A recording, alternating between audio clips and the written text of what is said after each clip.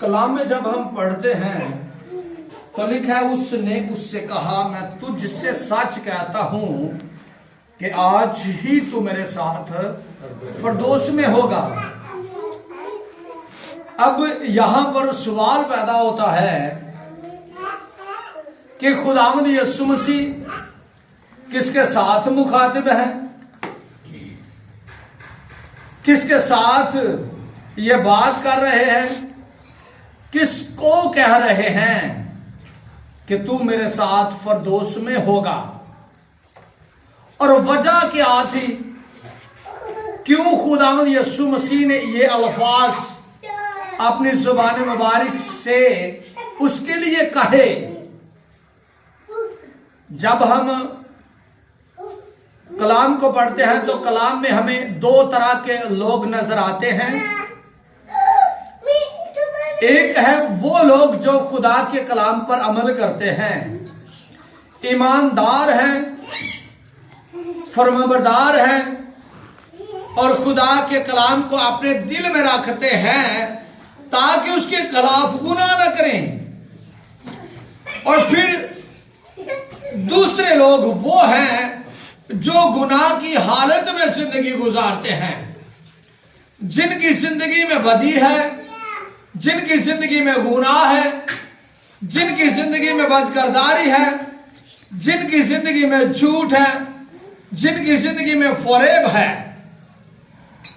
लेकिन जमीन पर रहते हुए खुदावंद यीशु मसीह ने जब मनादी की और खुशखबरी का कलाम लोगों के पास लेकर गए, तो खुदावंद यीशु मसीह ने तमाम लोगों के लिए ये अल्फाज मुबारक अपने जुबान मुबारक से कहे कि तौबा करो, रजू लाओ ताकि तुम्हारे गुनाह हटाए जाएं, मुआफ किए जाएं। और फिर खुदावंद यीशु मसीह जो है वो अपने बारे में फरमाता है कि बीमारों को डॉक्टर की जरूरत है, तंदुरुस्तों को नहीं। मैं रास्तबाजों को नहीं बल्कि गुनाहगारों को बुलाने के लिए आया हूं। और फिर जब हम लूका तबीब की मार्फत लिखा गया अंजलि बयान पढ़ते हैं तो उसमें हमें एक अच्छी और खूबसूरत कहानी लिखी हुई मिलती है और वो है जक्कई की कहानी। जक्कई जो है उसकी जिंदगी में गुनाह है, उसकी जिंदगी में लालच है, उसकी जिंदगी में वो बातें हैं जो खुदा को नाराज करती हैं। लेकिन उसके दिल में ये ख्याल आता है कि मैं क्या करूं, खुदावंद यीशु मसीह को देखूं कि वो कौन है जो अंधों को आंखें देता है, लंगड़ों को चलाता है, कोढ़ियों के कोढ़ साफ करता है, बुरी रूहों को निकालता है और फिर मुर्दों को भी जिंदा करता है। कलाम में जब हम पढ़ते हैं तो उसके दिल में जब ये बात आ जाती है और वो इस बात पर रजामंद हो जाता है, अपने दिल में ठान लेता है कि वो खुदावंद यीशु मसीह को जाने, खुदावंद यीशु मसीह को देखे, तो फिर खुदावंद यीशु मसीह उससे मिलते हैं और खुदावंद यीशु मसीह खुद उससे मुखातिब होकर कहते हैं कि आए जक्कई, आज मैंने तेरे घर में आना है। कलाम में लिखा है जक्कई बहुत खुश हुआ, इतना खुश हुआ कि वो खुदावंद यीशु मसीह को अपने घर में ले गया। और जब घर में ले गया है तो कलाम में लिखा है कि उसने क्या किया, अपनी गलती का, अपने गुनाह का, अपनी खताओं का इकरार किया। और जब इकरार कर लिया तो फिर खुदावंद यीशु मसीह ने उसके बारे में ये अल्फाज दोहराए क्योंकि वहां पर बैठे हुए बहुत सारे लोगों ने कहा कि ये गुनाहगारों के साथ खाता और पीता है। तो खुदावंद यीशु मसीह ने ये फरमाया कि इब्ने आदम खोए हुओं को ढूंढने और निजात देने के लिए आया है। और ये जो कलमा आज हमने दूसरा कलमा पढ़ा है, ये भी निजात का कलमा है। ज़कई के लिए निजात तैयार हो गई, उसे निजात मिल गई, उसने निजात हासिल कर ली। क्यों? इसकी वजह क्या थी कि उसने अपनी खताओं का इकरार किया, अपनी गलतियों का इकरार किया और मान लिया कि मैं क्या करता हूं, मैं लोगों से ज्यादा टैक्स वसूल करता हूं। देखिए, वही ज़कई जो लोगों से ज्यादा पैसे टैक्स की सूरत में वसूल करता है, जब यीशु की जिंदगी में आ जाता है, जब वो यीशु को पहचान लेता है, जब वो खुदावंद यीशु मसीह को कबूल कर लेता है, अपने गुनाह का इकरार करके उसे तर्क करता है, तो वही ज़कई क्या करता है? रुपए पैसे को चौगुना लौटाता है, वो वापस करता है, ऐलान करता है। जब खुदावंद यीशु मसीह जिंदगी में आ जाता है तो जिंदगी तब्दील हो जाती है, इख्तियार मिल जाता है, रूहानी कुव्वत मिल जाती है, अच्छी बरकतें, अच्छी नेमतें, अच्छी बख्शिशें मिल जाती हैं। जब हम यहां पर इस हवाले को पढ़ चुके हैं, तो जब हम इनसे पिछली चंद आयात का मुतालिया करते हैं, तो वहां पर कलाम में लिखा है कि जब खुदावंद यीशु मसीह को सलीब पर चढ़ाया गया, तो उसके साथ दो बदकार डाकुओं को भी सलीब पर चढ़ाया गया, एक को एक तरफ और दूसरे को दूसरी तरफ। और कलाम में लिखा है कि जो एक तरफ वाला डाकू है, वो कहता है कि क्या तू मसीह नहीं? तू अपने जीते जी लंगड़ों को ठीक करता था, बीमारों को शिफा देता था, अंधों को आंखें देता था, मुर्दों को जिंदा करता था, और यह भी कहता था कि मुझे गुनाह माफ करने का भी इख्तियार है,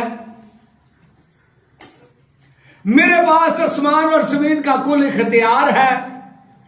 ये तो सब कुछ कहता था।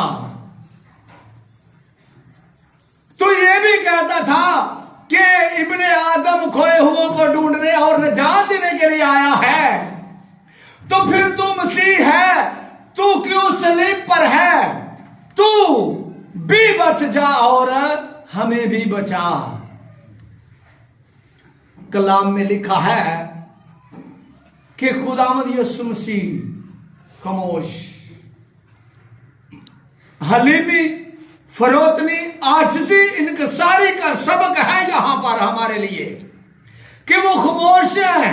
उन्होंने कोई जवाब उस डाकू को नहीं दिया, उस बदकार को कोई जवाब नहीं दिया।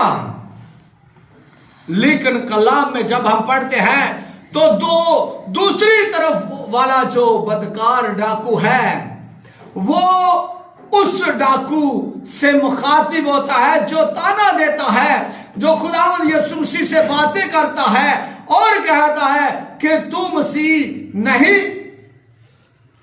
तू हमें भी बचा और खुद भी बच जा। उसके साथ मुखातिब होकर उससे कहता है कि तू खुदा से नहीं डरता? हम तो गुनाह में मुब्तला थे, हमारी जिंदगी में तो गुनाह था, हमने तो लोगों पर जुल्म किया, हमने तो बुरे काम किए और उन्हीं कामों के सबब से आज सलीब पर हैं। हमारी जिंदगी में गलतियां थी, हमारी जिंदगी में बदकिरदारियां थी, और हमने खुदा के कलाम के खिलाफ गुनाह किए, तभी तो हम सलीब पर हैं। हम तो अपनी सजा जो है वो भुगत रहे हैं, लेकिन इसने कोई ऐसा काम नहीं किया जो इसे सलीब पर चढ़ाया जाता। और खुदावंद यीशु मसीह से मुखातिब होकर उससे गुजारिश करता है, कहता है कि ऐ यीशु, जब तू अपनी बादशाही में जाए तो मुझे याद करना। वो खुदावंद यीशु मसीह को अपना आका, अपना बादशाह तस्लीम कर लेता है और अपने गुनाहों का इकरार कर लेता है कि मेरी जिंदगी में गुनाह है, मेरी जिंदगी में बदी है, लेकिन ऐ बादशाह तू क्या कर, मुझ पर रहम कर। ऐ बादशाह तूने क्या करना है, मुझे याद करना है जब तू अपनी बादशाही में जाएगा। तो कलाम में लिखा है कि खुदावंद यीशु मसीह ने उसके लिए ये अल्फाज कहे थे कि तू आज ही मेरे साथ परदोस में होगा। लेकिन एक और बात हम सीखते हैं, इससे पहले कि हम आगे बढ़े, एक और बात सीखते हैं। जब हम ग्रंथियों के नाम पौलुस रसूल का दूसरा खत पढ़ते हैं तो वहां पर कलाम में लिखा है कि बेईमानों के साथ, गलत लोगों के साथ ना हवार जुए में ना जुतो, बुरी बातों से किनारा करो, गुनाहों से किनारा करो, चोरी से किनारा करो, बुरे कामों को अपनी जिंदगी से निकाल दो, तो मैं तुम्हारे साथ रहूंगा, मैं तुम में बसूंगा, मैं तुम्हारे साथ रहूंगा, तुम मेरे लोग और मैं तुम्हारे खुदा हूंगा। जीते जी खुदावंद यीशु मसीह जो है वो क्या कर रहा है, वादा कर रहा है साथ रहने का। लेकिन जब आखिरी लम्हात है तो खुदावंद यीशु मसीह फरमाता है कि तू आज ही मेरे साथ फरदौस में होगा। कैसी अच्छी और खूबसूरत बात यहां पर डाकू के लिए है, उस बदकार के लिए है, क्योंकि उसने क्या किया है, उसने खुदावंद यीशु मसीह को कबूल कर लिया है। अगर हम अपनी जिंदगियों पर गौर करें तो हमारी जिंदगी में बहुत सारी ऐसी बातें हैं जिसकी वजह से खुदा हमसे नाराज है और हम निजात हासिल नहीं कर रहे, हम उस मंजिल तक नहीं पहुंच रहे जो हमारी मंजिल है। कलाम में लिखा है तौबा करो, रजू लाओ ताकि तुम्हारे गुनाह मिटाए जाए। सबसे पहले हमने गुनाह का इकरार करना है, फिर अपनी जिंदगी से गुनाह को तर्क करना है और फिर हमने खुदावंद यीशु मसीह को कबूल करना है ताकि हमारी जिंदगी में वो काम हो जाए जो खुदा चाहता है। और यहां पर जब हम कलाम में देखते हैं तो कलाम में हमें बहुत सारी ऐसी अच्छी और खूबसूरत नसीहतें मिलती हैं, क्योंकि खुदावंद यीशु मसीह उन लोगों के लिए कलाम भी ये कर रहा है जो बुरे हैं। वो कहता है कि इब्ने आदम खोए हुओं को ढूंढने और नजात देने के लिए आया है। खुदा हमारी जिंदगी में काम करना चाहता है अपने बेटे के वसीला से, वो हमें बरकत देना चाहता है अपने बेटे के वसीला से, वो हमारी रहनुमाई करना चाहता है अपने बेटे के वसीला से। सो हमने क्या करना है, हमने अपनी जिंदगियों पर गौर करना है कि हमारी जिंदगी में अगर कोई गलती है, खता है, तो फिर हम क्या करें, अपने गुनाहों से, अपनी गलतियों से तौबा करें। अगर ये अल्फाज उस वक्त उस डाकू के लिए, उस बदकार के लिए खुदावंद यीशु मसीह बयान करता है, तो फिर हम कैसे निजात हासिल कर सकते हैं, हम कैसे निजात हासिल करेंगे।